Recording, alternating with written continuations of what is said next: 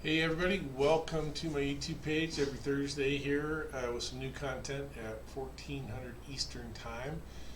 We're doing Reading Smoke with Phil Jost. I'm Phil Jost, so let's get started. Hey, we're working on a series, right? I'm putting together a series of Reading Smoke for transitional attacks. So one of the things we want to think about is volume, velocity, density, color, the Reading Smoke process, and how that applies when we're going to start our fire attack from outside the structure and then transition in, right? So typically, or I would define, I shouldn't say typically, I would define a transitional attack as an offensive attack that begins outside the structure, right? And so very often we're looking to hit the, just like we're inside, we want to try and hit the seat of the fire, right? Or as close to the seat of the fire as possible. And I believe fire attack, water should be applied to the seat of the fire as fast as possible. And often that's from outside the building. Not always, but often. Right? And so depending on your staffing, depending on your response model, there's a lot of factors that go into choosing the attack method. Once in a while, sometimes, often depending on how much staffing you have, if you're only going to show up with 2 people, you might use it more often than a place that's going to respond with 40 or 50 or 60 or 70 firefighters all at once. Right? So this isn't about how to make that decision, but really once that decision is made, right, how do you evaluate the effectiveness of your fire attack relative to your goal to put the fire out, or to at least control it enough to remove all the risk or a significant portion of the risk, and then be able to get inside, get your searches done, finish tapping it. Maybe that has to wait until additional units arrive, that sort of thing, right? So all of those are factors when we're talking about transitional attacks. So what I'm doing in this series is trying to use the Reading Smoke process just to understand when it's working or when it's being as effective as you want it to be, because I say when it's working, let's clarify that a little bit, because I've had some questions on that. So you're always going to convert the room that you put the water in. Right? So if that room's got fire coming out of it, you're going to convert that room.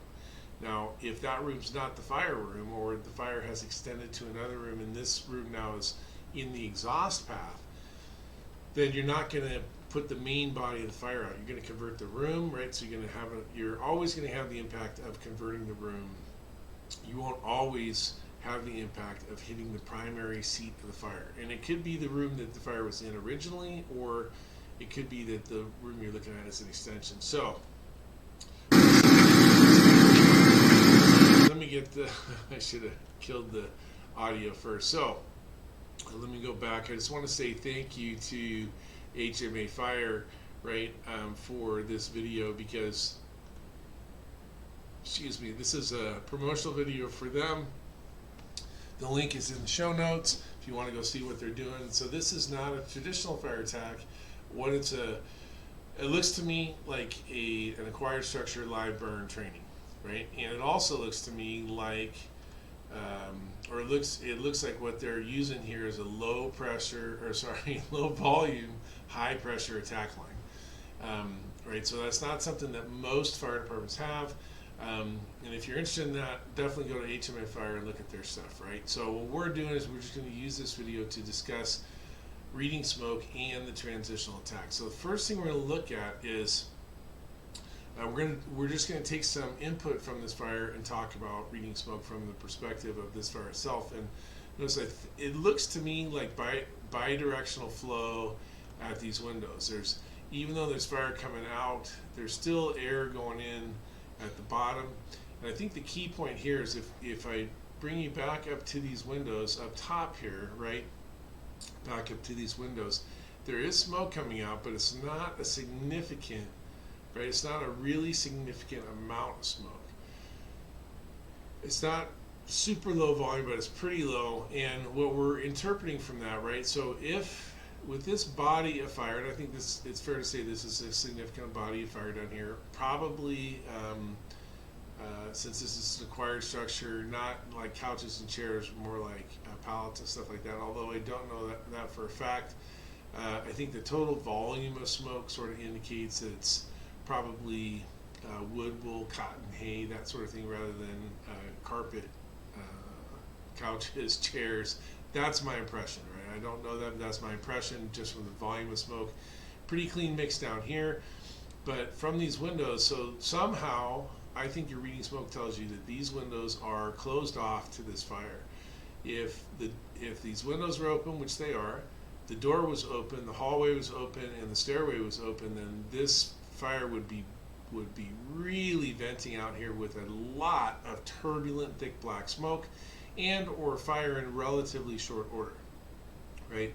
So just because this volume is relatively low, right? This volume is relatively low coming out of these windows. That sort of tells us that there's not a connection, right? So we have the fire, the stairway, the hallway, and the door were all open. There'd be significant volumes of smoke coming out here, and there's not, right? There's some volume, but not the volume we would expect if that was a wide open flow path from below to above. We'd expect high volume, turbulent, thick black smoke, and possibly even fire front coming out of there. So from a reading smoke perspective, we can take that and we can apply it to other fires that we go to, right? So with this significant of a fire, even with some smoke coming out of those windows, if that window is open and the flow path was open from the fire to that location, the volume would be much, much higher. In this case, we're saying there's probably something impeding that. Could be the door, right? The door to this room. Could be that they've even sheetrocked some of this because it's an acquired structure, because it's a live fire.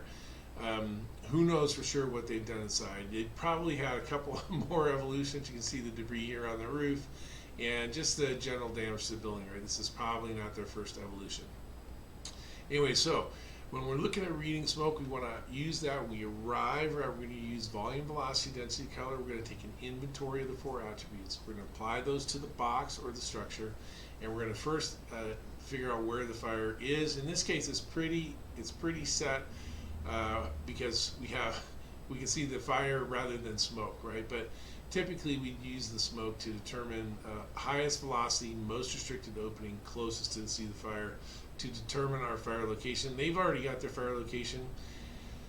What we want to see with a transitional attack is once water's being applied into that space, once we've converted the space, we want to see a rapid decrease in velocity and density. Now, your volume, your color is going to change for sure, right? It's going to go to more of a white, even on the very white end, clean, pristine, dissipating, being completely steamed, which is what we'll see here.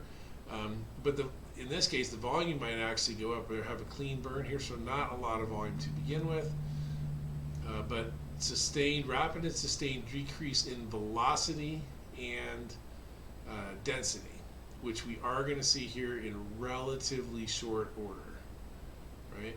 They're getting over the top on this thing really pretty quickly, right? And so overall, right, the smoke volume has actually gone up, like I said it might, but we're clean, pristine, dissipating white. There's not tons, I mean, there's a little bit of turbulence in here, some energy, but not massive amounts of energy. And relatively quickly, we're going to see the bidirectional flow return. There's going to be fresh air going in at the bottom or low. Look at that, it's almost all clean, pristine, dissipating white smoke there, right? Almost all steam, maybe a touch of dirtiness left in it, but overall pretty clear delineation. Now we can't even see those windows on floor 2, so let's go back just a little bit and see if I can hit that button in the right spot, right? See if we can see anything in the change there. It's going to get obscured relatively quickly, but we would expect to see the same sort of thing. You see that white, that color change, instantaneous color change throughout, and we're not going to get a really good view of the floor 2 windows, but we'd expect the same here. But overall, right, lower velocity and change in color, right, and not thick, right? It's very thin, clean, pristine, dissipating white. This indicates to us that where we've attacked the fire, where they've chosen to put the water, has reached the main body of the fire, the seat of the fire, right? The seat's not in a remote location. Now, as you look through this series of videos, the important thing is to recognize each one's only going to give you a part of the picture. right? So what we want to do is build through repetition, understanding of what we're looking for when we see it, like in this case, and when we don't. And remember, you're always going to convert the room that you're putting that water into, especially if you're using a standard 1 3/4 or 2.5 line. Even with an 1 3/4, you're flowing in excess of 150 GPM into a standard room, right? That's going to convert that room. It's going to add water to that mix. But what you want to make sure to look for, if you're going to see that that's the primary fire room, is a rapid and sustained decrease in velocity and density, like we have here. Okay, so like I said, thanks to HMA Fire, thanks to coming to my YouTube page, thanks to everybody at SBSK and the Reading Smoke Nation. My classes, if you want to attend one of them, they're in the show notes as well. If you want to hire me to come teach, I'm always looking. The 2022 is getting close to being booked out, or 2022. For a second, I thought we were at 21 still, but I got a few spaces left in 2022 to teach, and already booking well into 2023, right? So, anyway, that's my little shill time. Thanks for being here. Thanks for tuning in. Thanks for being part of the Reading Smoke Nation. I really do appreciate everybody out there. I appreciate you like and subscribe and all that kind of stuff. Every once in a while I get somebody who tells me how much value these videos add to their understanding of fire behavior and improve their fire attack. So I always appreciate that too. So for that, this is Reading Smoke with Phil Jose, and I'm Phil Jose, and I'm out.